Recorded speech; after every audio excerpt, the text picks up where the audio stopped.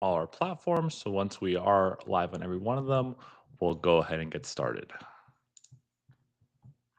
To our usual guests, you're familiar with this, but to new listeners, it's part of going live. So just give us a few more seconds here until we connect to all our streaming services.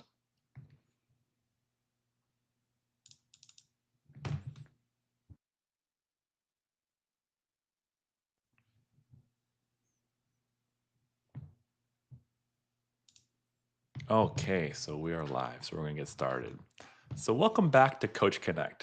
Here's where we explore the stories and strategies from insights from trailblazers who are transforming the world of coaching and well being. What drives their success? What fuels their passion for helping others? We're here to uncover their secrets and share them with you. This show is brought to you by Vibely.io, the all in one coaching platform designed to empower coaches with tools, resources, and support they need to thrive and help their clients achieve meaningful, long lasting growth. I'm Dr. Diego Salinas, your guide on this journey. As a neuroscientist, physician, health and wellness coach, and co founder of Vibely, I'm committed to celebrating the incredible work of coaches everywhere and helping them unlock their full potential. So, together, let's dive in deeper into what makes coaching a powerful force of change. Today, we have our honored guest here, Dr. Tim Jansa. He's a board and ICF-certified coach, Agile Team Facilitator, Wiley Everything DISC certified practitioner, and he specializes in leadership development and organizational transformation in the higher education and nonprofit sectors, where it helps clients create innovative, adaptive, and agile learning ecosystems that always put human needs first. As a lifelong learner and educator, he's passionate about organizations and complex, people driven, and continuously evolving systems, something he applies daily in his coaching, facilitation, and consultation practice, as well as his writing and scholarships on leadership and organizational change. Most recently, he's been the author of Agile, Higher Education Administration's Best Hope and Socially Responsive Leadership for Post Pandemic International Higher Education. You can find more about Tim and his work at his website, leadershipimagine.com, and you can also connect with him on LinkedIn or via email, tim@leadershipimagine.com. Dr. Tim, welcome to have you on the podcast. So excited for today's conversation. Me too, Diego. Thank you so much for having me. Yeah. So, per usual, we kind of tend to get started on people's and kind of read your brief bio, but people are always curious, like, what got you into this realm of coaching? I know we share this passion education, but how did you discover coaching? What were your first kind of directions towards this wonderful world? That's a great question and great coaching question, of course, but it's it is a logical culmination of something that I have been and done all my life. You mentioned in the bio, I'm a lifelong learner and I'm also a lifelong educator. I started teaching originally in some capacity when I was in my late teens. Some volunteer teaching I did, and then in my home country of Germany, where I grew up, I was also studying to be a teacher. Then I had an opportunity to come to the U.S., and the rest is history. Um, One thing I discovered there is number one, I prefer teaching adults. That's the first thing. Um, but I've also always embraced a very Socratic method, which is asking questions. I've never been the kind of person who has enjoyed being lectured to or even lecturing to other people. I always like to, it's like, okay, so if you hear this, what's going through your mind? What's happening? And that Mm, was long before I had any idea of that's how coaching works. And it wasn't until a few years ago that through a personal connection, he's like, have you ever explored coaching? And I was like, I don't really know what that is. But that's how basically how I ended up with that. And just like education and teaching and training and facilitating, which I've done for decades, for me, it's all about the individual change that you can help bring about. So changing individuals, and that which I think is a nice little segue into what we want to talk about today about systemic change, because you can't have systemic change without individual change. So I hope that kind of gives us a little bit of a foundation here. yeah, no, I love that, Tim. And something, you and I discussed earlier, that reminds me of a phrase you said that I've also said this many times as well, that organizations are people in the day.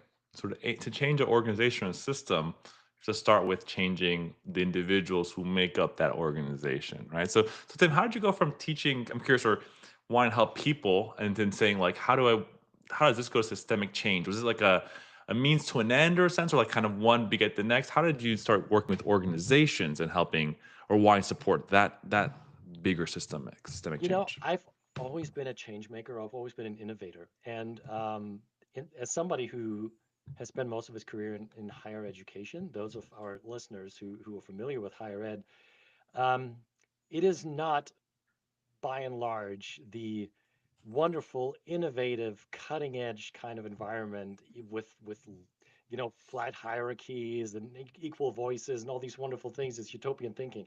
It's not that. It oftentimes it's quite the opposite. So I started working in a nonprofit that was also very hierarchical in a way, and there was also very resistant to change, even though it was Mm, relatively small. So I could what I did actually helped bring about some larger change. Plus, I was also teaching at the same time, so there was kind of a sense of accomplishment and of purpose there.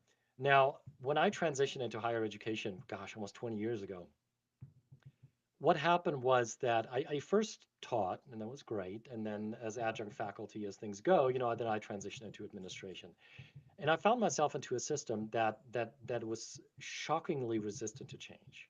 mm, And I just have this knack for finding the things that could be improved. And one of the things that I found was, yeah, I can tweak little things, but ultimately, as long as the system isn't changed, as long as the system is just what it is, and it's not willing to accommodate, maybe shift in its culture a little bit, give people a voice, who may know something that the higher ups don't know. As long as that isn't the case, change is really very slow or almost impossible to happen. And that's kind of that realization was something that also fed into my ambition then to get my doctorate in higher ed leadership and to really start researching this and finding that leadership is very much at the center of of the change that any kind of change really that we're trying to affect and enact in our organizations. mm. As you're talking about that, got me thinking about one-on-one client work. We think about Mm. the theoretical model, the trans-theoretical model of change, right? Pre-contemplative, contemplative, and we're used to as coaches, like we have one person in front of you assessing that. Are they want to change, right? So I wonder for organizations, you mentioned there's resistance too. How do you discern when the you know the organization, so to speak, or the leaders in pre-contemplative versus contemplative, right? To know when there's resistance, but maybe there's a foot in the door, you can help open their eyes to like, they seem too closed off. How do you make that judgment on a bigger scale? You know, it's really tricky because it has to do with coachability as well. We're always, as coaches, we always talk about coachability. And Mhm. when we assess a client, how ready are they to be coached, to really reflect deeply, to also question some of their long held and deeply ingrained beliefs. And the same is when I'm working with institutional leaders. Um, there are two groups. Well, it might be a little too simple to put them in. Let's just put them into two buckets right now. Yeah. There are those leaders who really see, they hear, they feel that there's a need for something to happen in their organization. They just don't know how to go about it, or they Mm, have the wrong people around them, or they just don't know how to activate what you and I have discussed as collective wisdom. As there's like, for example, institutions are really dealing with many institutions are really dealing with a very high turnover in staff. So how are we going to counter that? And I've talked to deans who said, well, I've assembled this group of faculty members and of our project management team, and they don't really know. And I said, well, have you actually talked to frontline staff? Well, I don't know. Why would I do that? So it starts there. But then once you start talking to them and you really help them realize that they just haven't asked the right questions of the right people or brought the right people in and given them a voice. But then there are others who are also completely detached from what's going on the ground. Or their mindset is very much at the 30,000, 60,000, 100,000 foot view. They're thinking more mm, about strategic direction of the institution and big, curriculum fine tuning and core and revenue and tuition, all this kind of stuff. But they don't really have a knack or any kind of connection to what I called what's going on the ground, the front Hmm. lines, if you want to use the war Yeah, terminology. yeah. And so those are like the two buckets. And oftentimes it's just a matter of just creating awareness and for them the eyes to open. It's like, oh, so that might be the issue here. I'm not asking the right question. I don't have the right people around Mm. You know, as you were saying that, it reminded me of a conversation we had earlier. This, leading from above, right, and below. And I always, we've talked this before. We both like zooming in and zooming out, me. right? We kind of, whether it's medicine or coaching, I want to know what's happening at the molecular level, but also who lives at home, right? And I think being a good leader, you have to know who that frontline workers, who the providers are doing Hmm. that. Sometimes a little bit of hubris, thinking, "Oh, I'm really good at one skill set. I'm just gonna tell everyone what to do," and have it really be only one directional. But really, I'm hearing is like good leadership is really a two-way street, and getting to either the ones who are wanting to have that connection, how to make it better, or the other ones maybe realize that they need to have input from those people, Hmm. quote unquote, below them, Hmm. right? But really, the ones who are um, actually managing that. And I'm wondering if you could speak to, a lot of times when you hear leadership coaching, it's kind of mixed with consulting. And we had a discussion how teaching is Hmm. really depending on the person, right? And so we'll go in there saying, here's the blueprint, right? And then just follow these steps. And if you don't, it's wrong. Can you tell me your approach, something we've kind of discussed before? I'll let you take the floor from here, Tim. I think you know where I'm going with this. Yeah, yeah, absolutely. Well, first of all, let me just say leadership is more than a two-way street. It can actually be a ball of twine. And if Mm, you've ever seen like a roadway map of some, Asian cities that are all over at different levels, I am very much against the idea of leadership being positional. yeah. And I think that's actually the problem when you have a perception of leadership being positional. Um, to the point where I'm saying, no, you're actually not never hiring somebody into a leadership position. You're hiring somebody into a management position that is supervisory in nature, and you're hoping that this person will actually exercise leadership in more in the sense of what I would call servant leadership. But again, that might be a different discussion for another time. But to answer your question, so as you know, coaching is so highly contextual. And the great thing about coaching is you're an external part of this engagement. You don't have all the expertise in that institution, organization, wherever your client is. So, as a consultant, you're absolutely right. You would go in, you would do an analysis, you would do a root cause analysis, whatever you want to do statistical, you talk to people, you collect a bunch of data, and then based on that, you retreat to your room with your team, and then you hammer out a 200-page report that nobody is going to read, and then you present that and said, here's what you got to do. Go into the world and do it. Um, I've seen that happen several times. In my last institution, I was actually on the Senate. We had our institution brought in a large, internationally recognizable consulting firm to do a compensation study. And those poor folks, they came in. I was asked to be on a little team to support them, and they said, "This doesn't make any sense. Why is there such a big difference between faculty and staff? And then why are there 1,200 different job titles with only one incumbent?" And we were like, "Yeah, you don't know anything about higher education, do you?" And it's like, Mm, no. So the whole thing, kind of went out. So that's the problem. When you are not an expert in that world where your client is, I think it's walking a very fine line as a coach. It helps to have some understanding of the world that your client is coming from because hmm. you need to ask questions. And to make a decision what questions to ask sometimes requires some judgment, right? So I think knowing a little bit about it. But again, your client is ultimately in the driver's seat. Your goal and your role as a coach is to support them in their thinking, to guide them, to keep them aligned with their goal, maybe help them re-articulate their goal if they're going in a different direction. It's all these things, there's a lot going on in the background.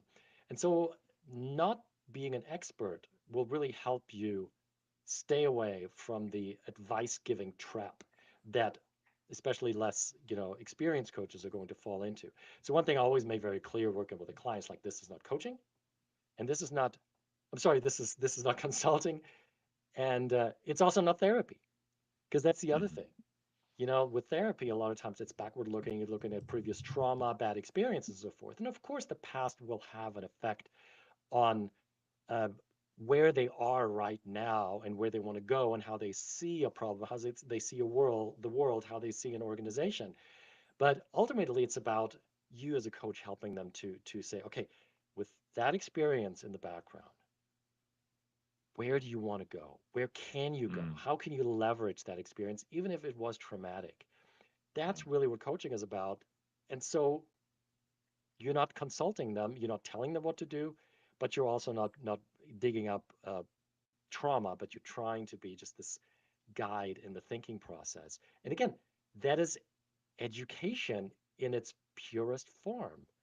You're asking questions, you're helping them discover new truths and new insights about where they are, what they can contribute, what they can bring to the table.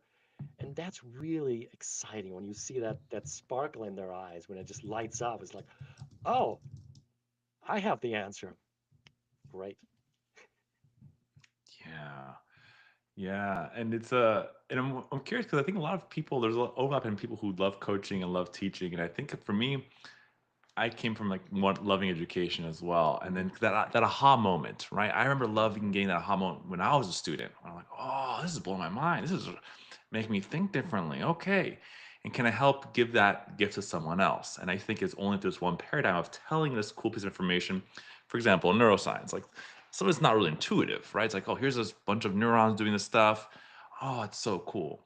But then when I saw in coaching, someone get this aha about their own internal mechanisms that I don't have to know what's going on in their brain for them to know it themselves, right? The goal here is not for me to learn about them, for them to discover themselves. I help them be their own mechanic. You see that aha. There's that.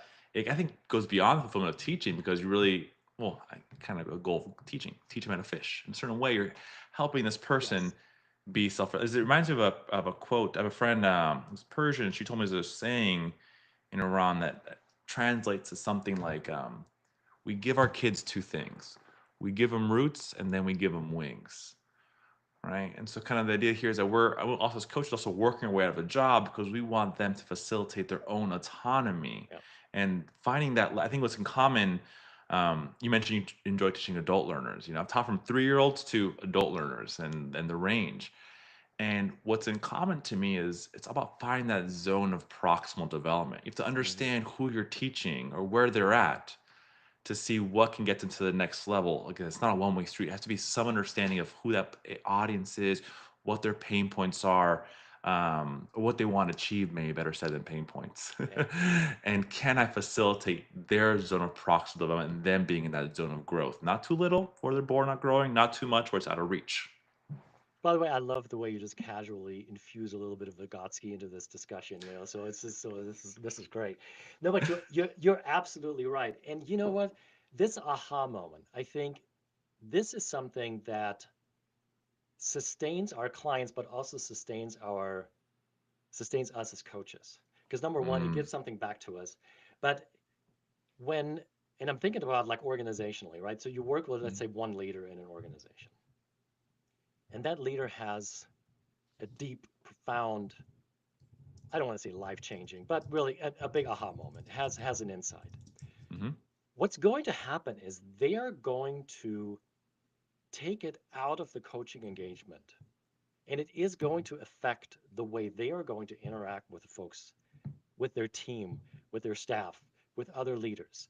It's going to shape the way they create solutions to problems. They may be very vocal about it, or they may not be. And then somebody may say, like, that's a great idea. Where did that come from? And say, well, I just had this fantastic coaching conversation, and that was one of the insights. But the other thing is when we have these aha moments, this awareness that's created, awareness ultimately leads to asking better questions. The awareness itself is not the end goal. It's this kind of cycle of creating awareness, asking better questions that again lead to better awareness. And that I think is something that also encapsulates, how organizational change works. You have like one leader who might have awareness, might pass it on. They might have awareness. They might ask better questions. And so ultimately, it's going to affect the system. It's going to nudge the system. I always talk about nudging systems. Mm, You don't punch systems, right? Think about a big old cotton ball, right? Like, 20 feet in diameter. If you want to move mm, that thing, you're not going to be boxing and punching at it because then all your fist is going to go in and it's not going to happen. But you nudge it slowly and push a little bit on it, and that's what happens. So mm. the same thing here, right? You and I talked about assessments the other day. Yeah. So many people think an assessment is the end result. Oh, I am an INFJ in Myers-Briggs. I am this. I am that. It's like, no, you're not. You're so much more. These are just some data points. Let's ask some good questions based on that and help you gain a deeper realization. And Mhm. that's, I think, where the aha comes in, where the education comes in. Ultimately, you're right. It's about autonomy. It's about our clients, our organizations, to create this culture of learning, of constantly asking questions, questioning the status quo, and interrogating the status quo, and coming to realizations that then lead them to ask better questions. So that's the cycle that would create this upward spiral that ultimately leads to systemic change. It just takes time, takes some commitment, takes conviction, and takes a certain level of humility. Mm. Man, so much to unpack there. So let me I see know. where even start, Tim. So the nudging the system. This reminds me of kind of physics, right? I'm also Uh-huh. kind of a science nerd, right? Momentum, right? When something's very massive, has a lot of mass, is moving, it takes a lot, has a lot of momentum built in. So changing direction is going to be a subtle thing and going to take time, right? I say if you have to, do a 3-point turn with an 18 wheeler versus a bicycle, make a U-turn, it's just going to be different amount of momentum to deal with. It's going to take a little time. So almost acknowledging that big systems, it can feel for me frustrating that it's such a Mhm. behemoth, but then saying, well, this is how we move a cruise ship versus how we move a scooter, Mhm. right? Or something small, kind of nudging it slowly. And so even it takes time.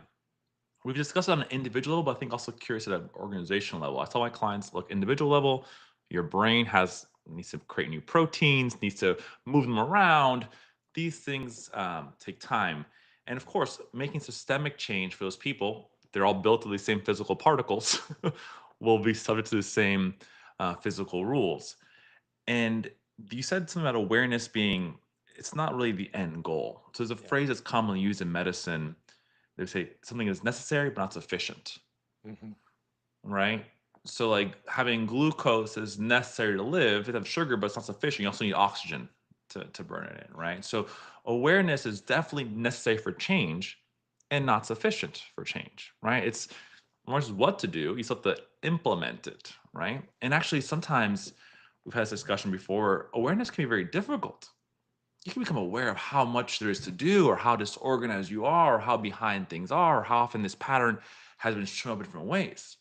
So at certain times, awareness can actually, with the wrong mindset, be demotivating, right? So a lot of times this coaching question comes up, says, hey, what was your success from last week?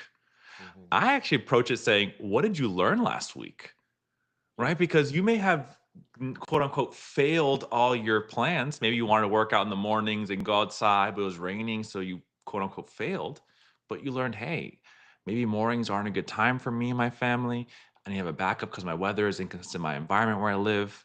Right. So you learn something from the awareness. And if we can start celebrate, and I say this to my clients as much as I need to hear for myself. I am learning every day Yeah. as an entrepreneur that these are actually good things if you can then take that and then put that momentum forward, kind of nudge it forward, as you were saying. That's a very good point. And honestly, when you were talking about, very slow incremental change, there's been this discussion in the news recently about this comet that might hit Earth at some point, and now they're trying to find all these ways of nudging comets very slowly. But again, it takes time. They're always, and that's kind of what it reminds me of. But one of the things that those of us who've gone through um, really advanced studies, whether it's medicine, whether it's some kind of doctoral level studies and so forth, one of the things that many people tell me is it's empowering, but it's also really frustrating and frightening because once you get us to a certain level, you realize how much you don't know, Yes. right? And you just realize that, yeah, you know a lot about really a tiny little thing, but there is so much more that you don't know. And I get these clients too sometimes when they say, gosh, yeah, I never really thought about that. Oh gosh, now I don't really know where to start. And I said, well, not, knowing what you don't know. I'm kind of channeling my inner Dick Cheney here a little bit, right? So the known unknowns. Yeah. um, Once you have more of these known unknowns, what do you do? Well, of course, you could just curl up in a ball and cry and say, "Oh my God, I know nothing, and I'm not capable." Or you could just say, "You know what? Well, I don't know this, but I'm sure there's somebody who does.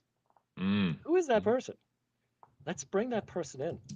Let's talk about that. If this is an issue that's really important to us, to our outcomes, to what we're trying to accomplish here. Have the humility and have the realization, that starts with the realization, to then say, you know what, I don't have that answer, but let me go and find the answer. But here's the kicker, and this is the thing I find with so many leaders. They always look for the answer or look for people who have the answer in their immediate circle, and they don't look elsewhere. For example, in higher ed, right, you're working with deans or with provosts or with VPs or somebody at the executive level. You're always looking at other executive leaders or formal leaders.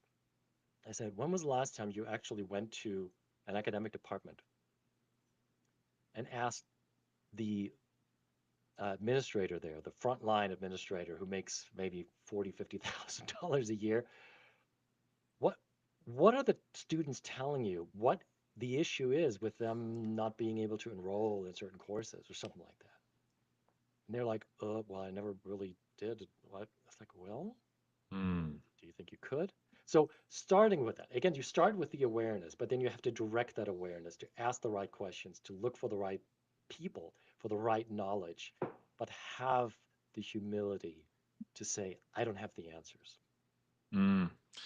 That really hit think about medical practice humility, right? Mhm. So I ended up doing pediatrics where I would say population wise, they're more humble, more accessible people working with kids all day long. They're kind of, man, it comes to our nature. But I saw this, it reminds me of talking about organizational change, right? And the mindset that we're so frankly conditioned and behaviorally reinforced for having the right answer. Think about Yeah. what is all schooling?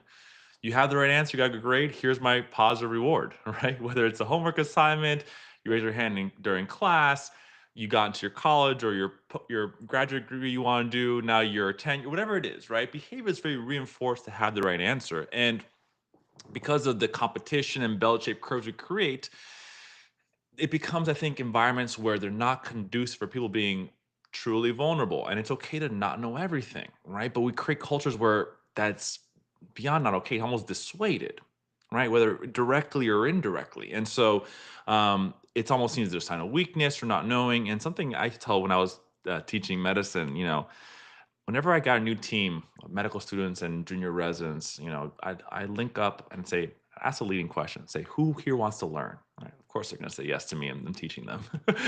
but and I go, what's a prerequisite for learning? And they're always like, well, you got to be, curious. You got to be, flexible mind. I was like, yeah, but the most important one is actually to not know. Hmm. You have to be ignorant in order to learn something. And I mean ignorant just mean very factually, lack of Hmm. information of something, right? And so this humility is saying, I also people, whether coaching clients, healthcare, I'm like, listen, I'm not going to have all the answers. No one will. My job is to help find that next answer. And the only people I trusted in healthcare were the ones who knew their limits. To your Hmm. point about the front desk, if you can have the world's best neurosurgeon, the most complicated vascular surgeon on something, if I sprain my ankle, I'd much rather talk to the front desk person at a sports medicine clinic because Yes. they've heard over and over again what to do with that. And you're mentioning earlier on, it's like the stages of learning, right? First, you're unconsciously incompetent of what you know, Hmm. right? And then you're consciously incompetent. And I think that when you get to these higher fields, you realize, oh wow, there's a lot we don't know in this general area of medicine, for example. But then I spent so much time doing medicine, I don't know a lot of other stuff besides Yep. medicine. So there's, and that to me, that's something we should be. And I guess I'll wrap this up that part by saying That's a normal part of the human experience. When I studied abroad in Bologna, Italy, they have the oldest running university in all of Europe. It's open in 1088. Stayed open during the plague, and everything never closed down. And so they have also the oldest, like one of medical museums. And you see what 1300s, 1400s, 1500s, right? And I remember going through that museum before medical school, be like, wow, this is like a torture chamber, so barbaric, Yeah. right? And then I was in surgery rotation. We're doing, I'm like, oh, we still don't know a lot too. We are practicing in our bubble of time. Mhm. And therefore, there's always be a limit of what we know, don't know, understand, misunderstand. And so it's having that both personal humility when I don't know, but also explain to people what we don't know. And I think experts end up going to the point where that abstract means a concrete. Okay, you're a GI expert. You see a bunch of cases where the studies do this. What do we now? They help you with that part that we don't have the Mhm. definitions written for yet. And I'm wondering if coaching the same way. Business is not pre-written what to do. The market is different in the future. You're helping someone who's take that abstract to the concrete and say, how can we learn now? I have one more point about humility, but I'm going to pause there because I've threw a lot at you before. So I'm going to pause No, before I no, throw no. another This side story. you're just returning the favor, which I love. This is great. No, I tell you what, this just makes me think of something that you and I briefly touched on in another conversation. Is, you know, education, coaching, anything. It's a moving target, right? Coaching, organizational change, education, all these things. They are very context dependent, and so is leadership. When the environment shifts, leadership must shift. When I'm walking into a classroom, I don't know exactly how I'm going to teach because I don't know the people yet. I don't know their needs. I haven't looked at their faces yet and see if there's like a tell me more or like I didn't get that. All these kind of things. We have to be flexible. And those skills in terms of adjusting to the circumstances and kind of rolling with the punches is a very fundamental leadership skill. Mm, And you mentioned earlier about having the right answer. I think to many of the wicked problems of today, there is no right or wrong answer. I can tell you whether the answer you're giving me is right or wrong in a couple of years when we look back at this and see if this was the right decision. mm, But we just don't know. So there's a lot of gray zone there. And I think as a leader, it's so important to acknowledge that. But so here's two things. You mentioned your studies at the University of Bologna in Italy. So I grew up in Germany.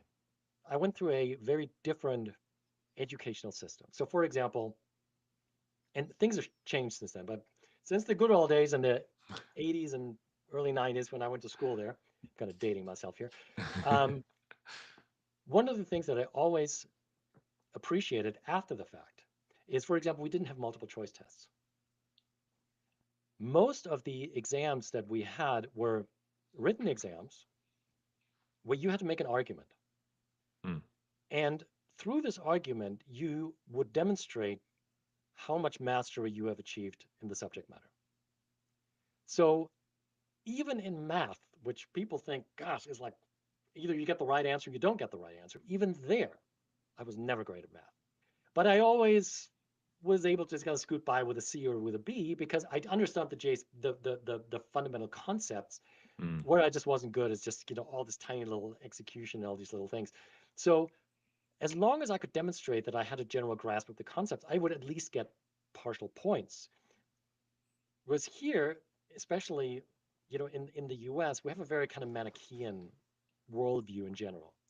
It's right, wrong, for or against, right? It's mm, black, white, all these kind of things that um, that we've come to just take for granted. But there are other ways of living and of knowing and of being and of seeing wicked problems. So my experience in Germany was definitely a different one. And then I was a little shocked when I came over here to go to grad school for the first time around and see, they always want to have the answer. I was like, often there is no the answer. But here's another thing. I volunteer for an organization that tutors Ukrainians in Ukraine in the English language. mm, And so I've worked with this gentleman for the past, gosh, over a year now. And um, He's in a leadership position in the agricultural sector over there. Lives in Kiev, and he once came to me. He's like, I want to talk about a leadership issue. And I said, okay, tell me about it.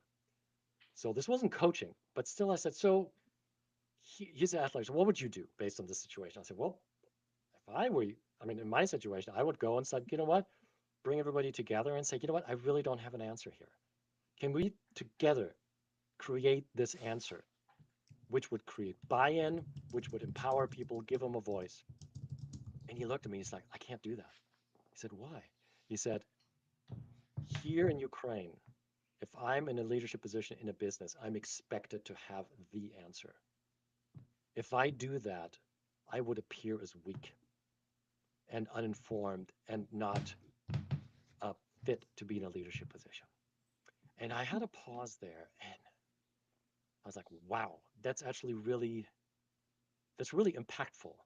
Because again, it tells you an intercultural, we talked about culture. I mean, there's not just Mhm. an organization culture, there's subcultures and all these kind of things that in different cultural contexts, this type of, let's call it humility or approach to collect, the collective wisdom to co-create solutions, all these things may or may not be the acceptable or best approach. It depends very much on the aforementioned context. So Hmm. these are just a couple of experiences that from just from an international perspective that I think are very much applicable when we talk about systemic change as well.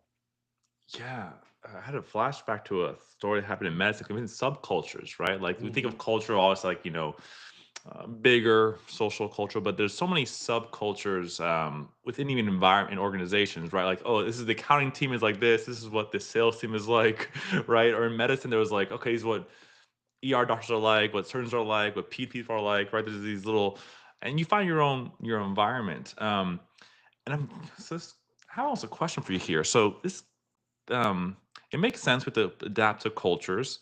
And I'm trying to fine line here because what is best or not best, right? But Right. um, I've seen examples. There have been very documented cases when this kind of mentality has led to bad outcomes in healthcare.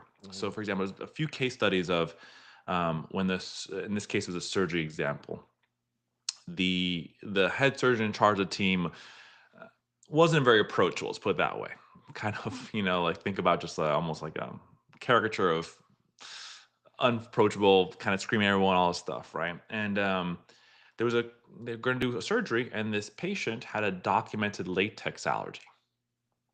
Hmm. And this had happened more than one time with more than one surgeon. Well, this has happened in multiple cases where everyone else in the room, the nurse might have known, the orderly, everyone who's kind of helping out in this surgical operation is aware of this, but because of the fear from saying the wrong thing has actually gone against their value of doing right for the patient outcome, right? There's all these, right? And so you could argue that I understanding cultural considerations and being the right leader, but when there are times where we've seen lack of communication has hurt the stated mission of the organization, right?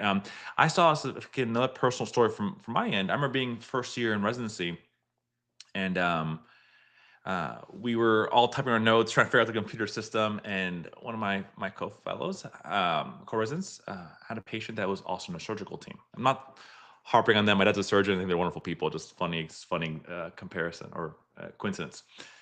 And she asked the surgeon a question, right? This older surgeon she was towards the end of her career. And I remember she asked her a question. I was just sitting next to her. I saw a look in the surgeon's eyes, and her look for a second was like, my interpretation was, I don't know the answer. And she never answered the question, instead berated and started asking Yes. my classmate a bunch of questions, right? And so I'm like, oof, to me, that is horrible teaching, regardless of leadership or not, because you set an environment where someone's not going to want to learn the nuance of managing patients, because patients are not do A, Y, Z. It's not a flow chart. There's a million, Hmm. as I mentioned, study of uncertainty. So how do you, I guess, so with these two examples, Tim, how do you say you manage that saying both acknowledging kind of the starting point, and again, I don't want to say best or better because that's judgmental, but like when there are cases where this lack of humility or openness or just being, hey, we're all humans. The smartest person in the world at one thing does not, Albert Einstein may not be really great at, I don't know, decorating a room. Do you know what I Right. mean? Like, no matter how good you are at one thing, you can't be amazing at everything. How do we start bridging those gaps? You see where I'm going here with these examples, Tim? I hope Yeah. I'm, yeah, go ahead. No, you're absolutely right. And by the way, if you ever see the photos of Einstein's room at Stanford, he obviously was not good at decorating because they left it the way it did. But that aside, it's let me just pick up on one thing that you said earlier. There are very old-fashioned conceptions of leadership, and to those I would, which is really the strong man, and I mean man here literally.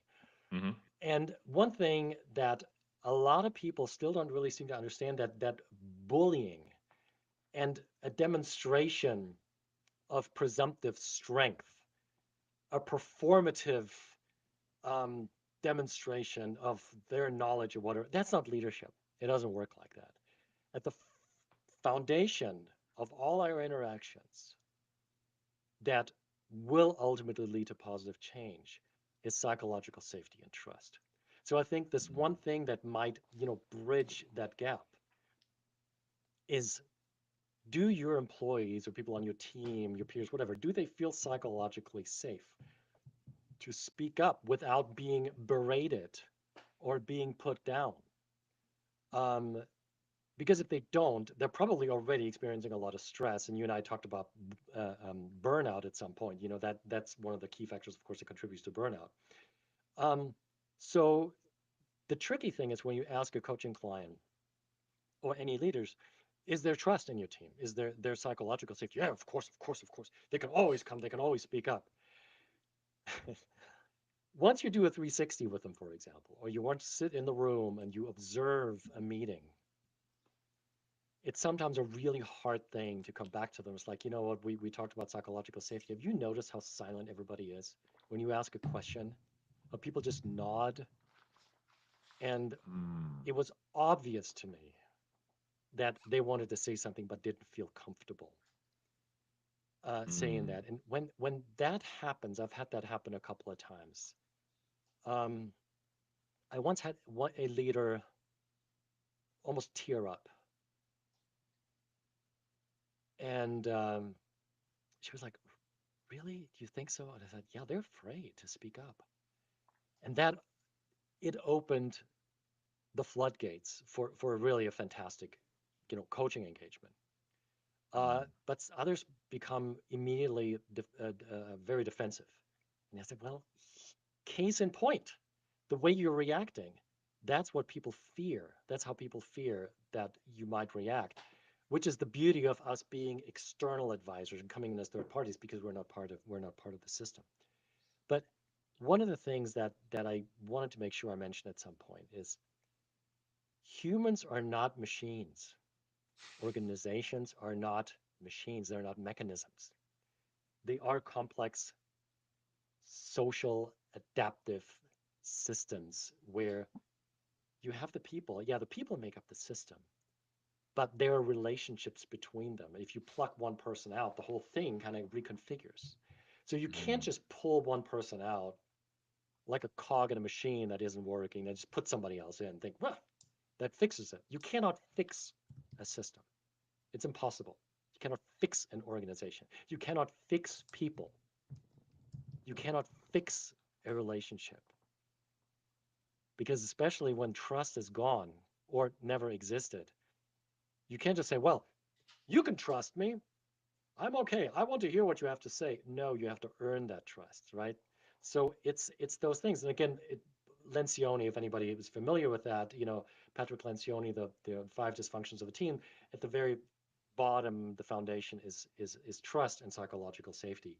So mm. that's maybe the glue, the element we could use to bridge that. But it's really, really tricky. And sometimes we have clients who are unwilling to acknowledge that there is a problem with trust, psychological safety. At Mm. which point I would always say, you know what? Until we got that resolved, there's no point of us moving forward. But that's a Right. different discussion.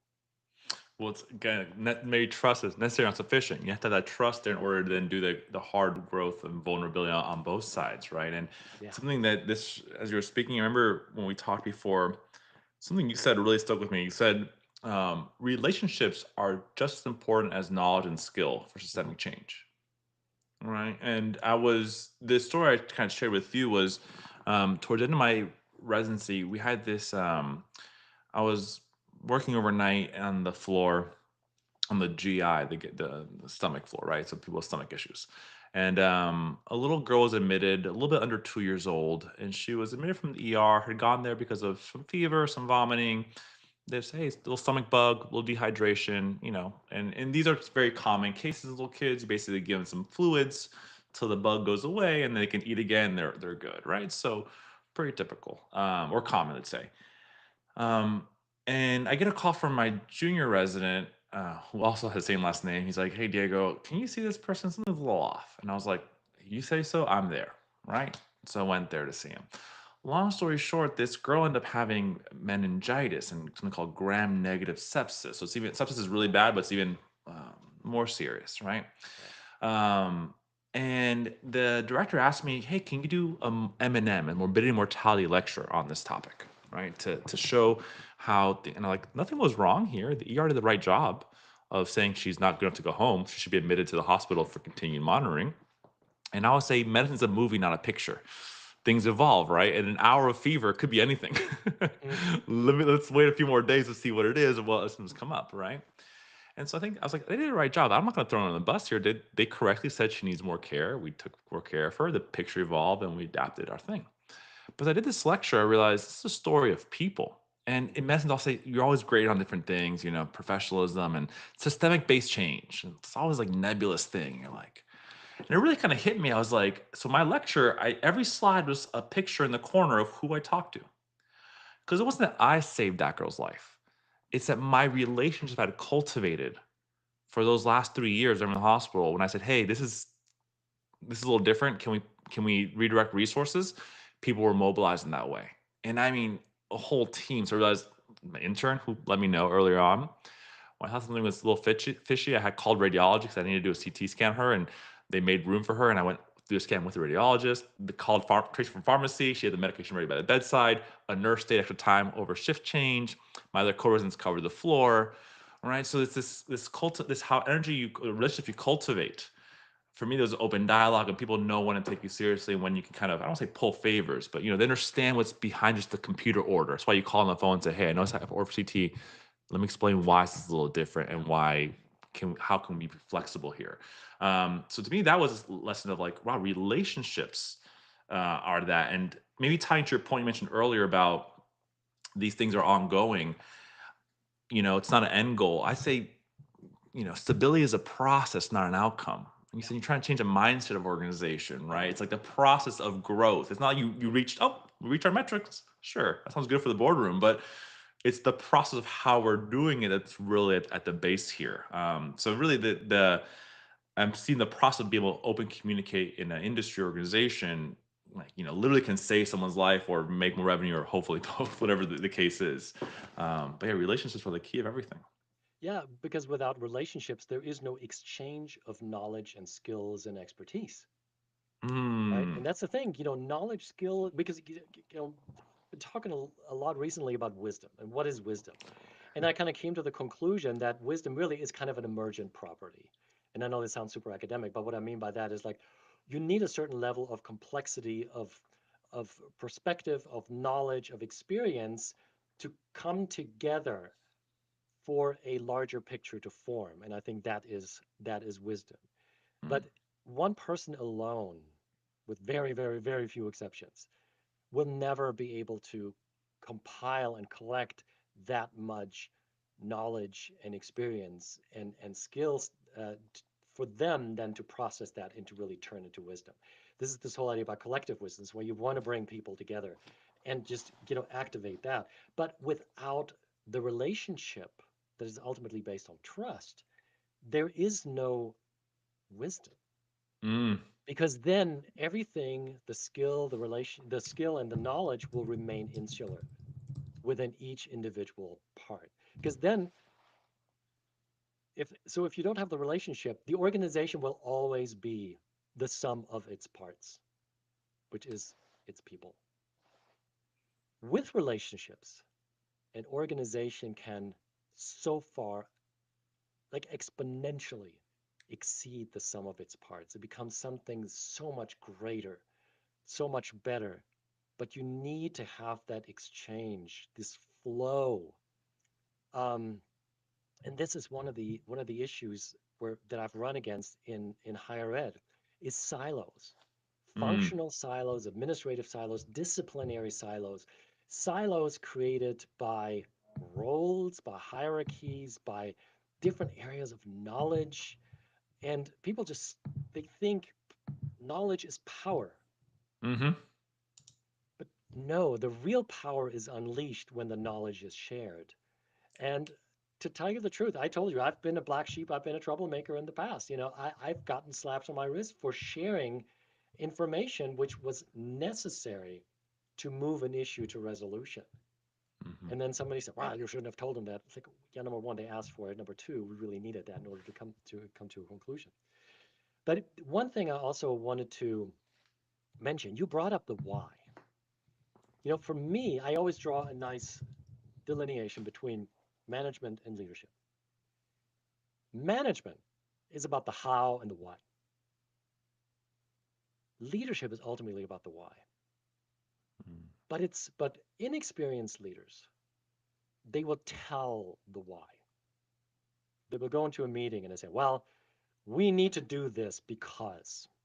Great, it's a great starting point. But the really skilled leaders that I've met, they don't talk about the why, they live it. They exemplify, they demonstrate the why, right? They don't talk about, well, we have to trust each other because blah, blah, blah, blah, blah. Guess what? They demonstrate, they live trust. They ask people questions and they're willing to say, you know what? That is a perspective I hadn't considered. I just learned something here from you. Thank you for sharing that. That Mm. creates and demonstrates and builds that trust, which is the foundation of flow. And then other people are gonna come in. It's like, well, can I talk to you about something else? And guess what? You Mm. create that spark that could then grow into what we talked about and we're alluding to a systemic change. But only then, right? But I think that's where leadership comes in, Yeah. living and demonstrating and showing the why. Man, Tim, you gave me goosebumps again. Thinking back to residency. So I remember, your first year intern, right? You're kind of like, oh my God, I went to medical school. And internship is it's a big learning curve, that med school to intern year, right? Because like once you read the books, it's like, okay, I'm actually going to put this order in. It's going to go someone's veins. And how do we, someone said, ask the nurses. They see this a bunch of times, right? And so you're starting doing ICU work and your respirators. If someone's done respiratory therapy for 30 years, they have seen a whole, regardless of what's behind their name, how many letters or not, right? So from early on being like, what do you commonly do in these cases? How are your thought process about this, right? And then in my mind, seeing when they were teaching me, and then I'm learning, we're working together. Then 3 years later, when I see them again on another rotation, that same, the other part of the team, we are collaborating with already like we are here to learn. And there's something that I've said to my team that they've really liked is, there's no ego when you're serving, or ideally, there should be no ego when you're serving. Right. So I was thinking like some might be right or wrong. Like it's patient. It's like this is not about me proving anything. Someone's on the line here. Better to be like, hey, I don't know. Can I have some help? Or this person can use your assistance, or we could work together to help someone out in that synergistic way. You're saying, right? That when the information is flowing, that it reminds how the brain works. Brain works in parallel processing, Hmm. right? And then so if humans have these parallel skill sets, the communication allows those parallel processes to unify, right, and have that bigger strength. This is even reminding me of my amazing co-founders, right? Like sometimes leaning on them, be like, hey guys, I need help with this a little more, and actually say it out loud versus like, oh no, let me take care of it. Be like, lean in on their strengths, and it's not even as much as I do this all day long, it's still something I'm subject to. Still a human being, still working on it, right? Even all this awareness, you have to constantly, how do you apply these things? Mm. I know we have short time left here, but black sheep also is another thing too, another discussion maybe for another session, because like, how do you people listen to you versus the cynicism versus black sheep? So I don't know, we have a few minutes left, Tim. Where should Yeah, we go with the remaining few minutes here? Because I think maybe I should I would have you back love for to another pick up. discussion. I would love to pick up on something that you just said, and maybe we can wrap up with that because I think it's a nice element. We talked about humility earlier. I think there's something very crucial that we were just kind of talking around and that is empathy and compassion. Mm, When you create trust, when you listen to other people, when you work with people, we always talk about cross-functional teams and all this kind of stuff. When you bring people in, give people voice, ask questions of people with an experience completely outside your own or very different from your own. Again, you as a resident talking to the nurses. For a dean, when they go down, if they ever go down to an academic department, actually have a little chit chat with with the person at the reception. What happens is it opens up pathways for understanding each other that also creates empathy. Because it's so often when somebody comes to you with a problem, which is really a problem for them, but it's not a problem for you, and you immediately dismiss it. It's like, not an issue. Well, they wouldn't come to you if it weren't an issue, right? So again, to develop this level of empathy, of compassion, to understand other people's needs and to appreciate other people's needs, and that goes both ways, right? I think that is such an essential learning element that also adds to organizational learning, learning as individuals, learning for us as coaches, because when we work with clients, we also learn a lot about them. And even though we are supposed to remain detached and just ask those questions, I think there's always a little bias in our minds, right? When yeah. that determines what questions we ask, what we think about something. And so to develop this empathy and help our clients create empathy and compassion with themselves and others, I think that is so essential because that is really the lubricant that is behind any kind of organizational change, any organizational transformation, personal growth, personal learning, and just developing a mindset of being part of something, but always wanting to be better and affecting the system for the benefit of the greater good. And I think that is super powerful. And I'm glad that we had a chance to kind of dig into this a little bit today. Tim, what a great place to I say end off, but I'll say pause. I got a feeling I'd love to have you back on, and the empathy, compassion is a whole different discussion. Speaking of knowledge and wisdom, thank you for sharing your knowledge and wisdom with me today, with our community. Definitely put some stuff in my mind I have to reflect on. And thank you for doing the work you're doing to make the world a better place, whatever better is defined as, right? Help it to goals, Tim. And as we sign off here, if you could repeat any kind of when people want to get in touch with you, we'll have this all in the description. But how should people, if they want to get in touch with you or learn more, what's the best way to communicate or contact you? Yeah, there's multiple ways. You could always go to my website, which is Leadership Imagined, one word, leadershipimagined.com. Easy to remember and easy to type, actually. I discovered that. You can email me at tim@leadershipimagined.com, or I would love to be connected with you on Facebook. I'm sorry, on Facebook. Let's leave on Facebook. LinkedIn, more professional. And I'm very easy to find. I'm the only Tim Jansa on there. So please reach out. I would love to hear, maybe in the comments when this broadcast is posted, but also feel free to reach out. I would love to hear what you think, what was a takeaway for you, what sparked some thinking, and maybe what we could I could do better in the future, maybe something to think about more. So there's always love to grow. And again, it's about the connection with you, Diego, and with everybody watching and listening to this broadcast. Tim, beautiful words as always. Yeah, definitely. And for everyone watching, give us ideas for our next podcast. We'd love to have you back on, Tim. Thank you so much Welcome. for being our guest today. Truly appreciate it. Thank you to our listeners. And then, actually, for any listeners, I mentioned, Vibely.io is running a little special now. We're doing a promotion for helping people get started. I understand how hard that is to get started. So for the first 3 months of service, if you type in Salinas20, that's Salinas is my last name, Salinas 20, you get 20% off the first 3 months of service. You help serve others. I almost forgot to mention that. So Tim, thank you again, and we'll see you next time. And thank you to our audience. We'll be back in a few weeks. Sounds great. Thank you all. Great. Goodbye.